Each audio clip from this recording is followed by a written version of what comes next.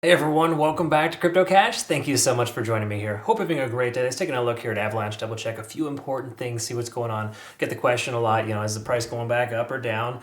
We took a nice long from 50.4 upwards about 55.2, so we secured a lot of profits. Now that the price has pulled back and kind of average itself out here, the question is, do we take another long? I guess that's really the ultimate thought process there. And I get it totally because AVAX is showing a lot of strength. It's holding this range very well.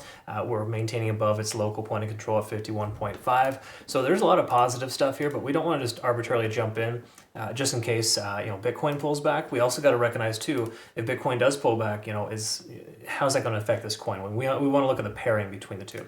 Quick congrats to our community members here from some nice profits here. 68% from SUI in 7 days. A second SUI trade we took yesterday after that cup and handle breakout at 53% in 17 hours. But more important, Bitcoin 60%.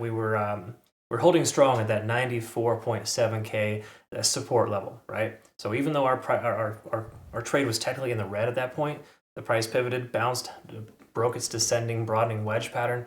Fantastic stuff. So again, I like to mention that and throw that out there because these are like low leverage trades, folks. Bitcoin, I do 10x Bitcoin, but I never do anything more than 5x on altcoins. So just some friendly advice. You can get a lot of profit and more sustainability if you do that. So people don't recognize that. They're like, oh, I keep getting liquidated. Well, I haven't been liquidated in years, and there's a reason for it. Again, I don't like that stinging sensation of losing everything you put into a trade. It's just stupid. Anyways, look back here last 7 days, $56, massive amount of liquidation there. So we got to recognize as the price continues to increase, these shorts continue to get more and more desperate or concerned, and the likelihood of that getting hit is higher. Now, folks, try to understand, just because that level exists doesn't mean it's going to happen too, right? It does act like a magnet in a lot of cases, but it requires bullish trends. It requires Bitcoin to not take a nosedive. I don't think that's going to happen. I think 100,000, 97,000 is probably a worst case scenario for Bitcoin in the immediate foreseeable future. And if that happens, then I think AVAX will probably maintain its range and then leg up again at some point. For right now, though, it's a little premature to recognize. We have more people taking longs than shorts right now. The delta is quite high. We do take a look here, of course, at open interest rather. On the heat map here, we can see 51.7 is that heavy level. What do you know? That's that point of control here on the charts. 51.4, 51.7, it's that little range, okay? So 51.5 to 52 is that little support range for us.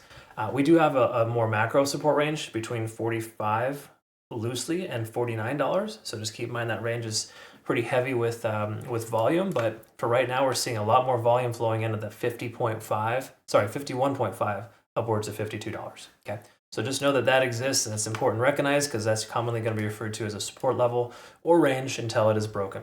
Keep in mind this red line on the chart was previous daily candlestick closures, so we got it's a little bit of a range, but you kind of take a look here. You can see 1, 2, 3, 4, 5, 6, 7, 8, 9, 10, 11, 12, 13, 14, 15, 16, 17 attempts to break that level, and then it broke down below. Okay, so that reinforces the fact that we're in that same range.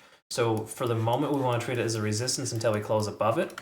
But for the most part, that's something that's relevant. Okay, I know it's just a previous daily candlestick closure. It's kind of a loose number, but the $53 to $54 range is a heavy resistance for us, or it's proven to be a heavy support. And in turn, for now, until we break above it, it's considered a resistance, okay? So if you're kind of new to the channel, first of all, welcome aboard. Don't forget to hit the like button. But I want you to know that, that's a common term in trading. Previous supports turn resistance and vice versa. You want to treat them as such until they're broken, okay? So for right now, until we cleanly close above $54, I don't think we should presume or, think that the AVAX is just going to take off. But as you continue to retest a resistance level, look at this here, 1, 2, 3, this is the fourth day roughly hitting, retesting this range. There's a strong chance we're going to probably break out soon too, right? There's that as well. Anyways, from a macro perspective, everything's super bullish here. We got stochastic swinging down, but that's only really the first of potentially two. So we still have more gas left in the tank. Likelihood of further upside is greater. We're over 70 on the RSI, which is generally a favorable sign. You do not want to consider shorting into that. We want to see if the 4 hour has a similar circumstance here, and it doesn't, which is actually good. And I'll explain what I mean by that. It's not massively overextended. In other words, every time AVAX comes closer to 70 on the RSI, it tapers off and cools off. And the price stays in this range though. That's the thing. It's a nice healthy staircase pattern. We're over 50 on the RSI while money flow index is pulling back, so I don't love that. We can see stochastic kind of swinging up there. We're establishing higher lows and higher highs. It's a very, very good situation here in the overall sense. Is it perfect? No, but I love that we're above the point of control. We're maintaining, we're back up above our local high here, this little resistance shelf at 52.25, and mostly everything's positive here. We look at our SMAs, same thing as well. We're maintaining above the 20. Okay, losing the 20-day SMA, folks, keep in mind it's not a resistance level, as pretty people typically like to think. It's just kind of a support range, or more importantly, the better way to describe it is it's basically just a trend line letting you know what the trend is right now. In the last 20 days, AVAX is on the right side of the tracks, okay? So that's basically just an average last 20, the last 24-hour candles in this regard, because we're on the 4-hour time frame, not necessarily 20 days. But all that being said here, what we're looking at here is mostly positive. Is it perfect? No, but if we're back up over the cloud here, then it might be an optimal situation. Let's see. So lagging span is still within the price action, so generally it's too early to take a long position. We take a look at the cloud. While we're maintaining above it, we're kind of we haven't truly broken above.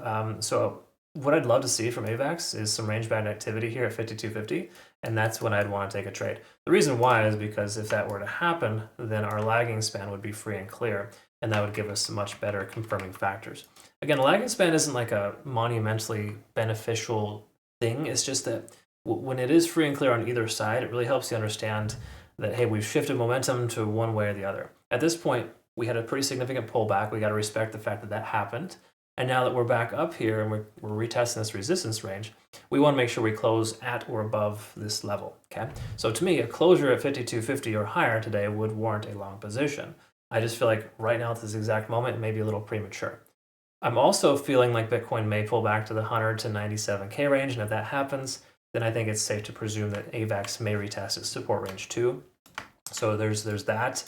There's a handful of little patterns you could extract here too, just kind of saying, okay, well, maybe we are due to pull back a little bit more. So again, waiting for confirmation is helpful in this situation. I know it can be difficult and challenging, but me personally, I don't like taking trades too early, but I also don't like missing opportunities either, as we all don't, right? But I can tell you what, folks, the entire market is full of FOMO. Like, this is all fear of missing out, the whole entire thing. So you'll never catch them all. Just, if you miss an opportunity, move on to the next. It's okay. Don't get hell-bent on, insisting you take a trade on X coin because it's your favorite coin. I have, 10 favorite coins, honestly, that I like to jump within. If you're part of my community, you'll know that I favor specific coins because I'm familiar with their price action. So it's good to know that.